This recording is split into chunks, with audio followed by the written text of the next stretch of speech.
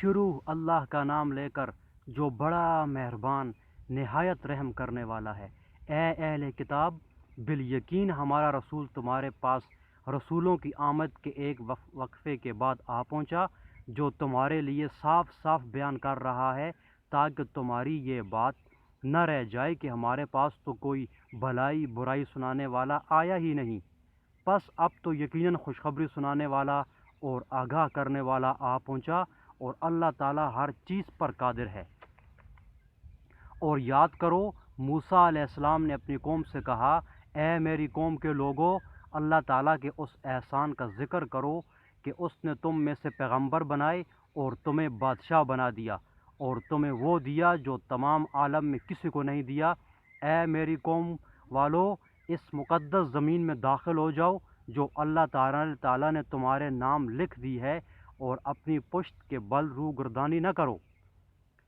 کہ پھر نقصان میں جا پڑو۔ انہوں نے جواب دیا کہ اے موسیٰ، وہاں تو زور آور سرکش لوگ ہیں، اور جب تک وہ وہاں سے نکل نہ جائیں ہم تو ہرگز وہاں نہ جائیں گے۔ ہاں، اگر وہ وہاں سے نکل جائیں پھر تو ہم بخوشی چلے جائیں گے۔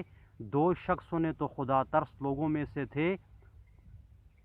جن پر اللہ تعالیٰ کا فضل تھا، کہا کہ تم ان کے پاس دروازے میں تو پہنچ جاؤ، دروازے میں قدم رکھتے ہی یقیناً تم غالب آ جاؤ گے، اور اگر تم مومن ہو تو تمہیں اللہ تعالیٰ ہی پر بھروسہ رکھنا چاہیے۔ قوم نے جواب دیا، اے موسیٰ، جب تک وہ وہاں ہیں تب تک ہم ہرگز وہاں نہ جائیں گے، اس لیے تم اور تمہارا پروردگار جا کر دونوں ہی لڑ لو،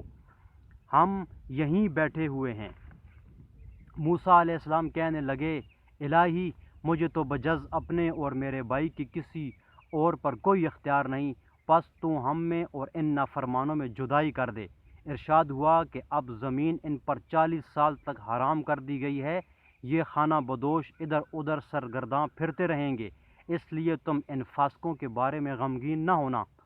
آدم علیہ السلام کے دونوں بیٹوں کا کھرا کھرا حال بھی انہیں سنا دو۔ ان دونوں نے ایک نذرانہ پیش کیا، ان میں سے ایک کی نظر تو قبول ہو گئی اور دوسرے کی قبول نہ ہوئی، تو وہ کہنے لگا کہ میں تجھے مار ہی ڈالوں گا۔ اس نے کہا، اللہ تعالیٰ تقوی والوں کا ہی عمل قبول کرتا ہے، گو تو میرے قتل کے لیے دست درازی کرے، لیکن میں تیری قتل کی طرف ہرگز ہاتھ نہ بڑھاؤں گا۔ میں تو اللہ تعالیٰ پروردگار عالم سے خوف کھاتا ہوں، میں تو چاہتا ہوں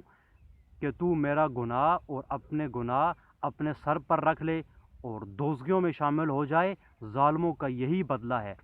پس اسے اس کے نفس نے اپنے بھائی کے قتل پر آمادہ کر دیا،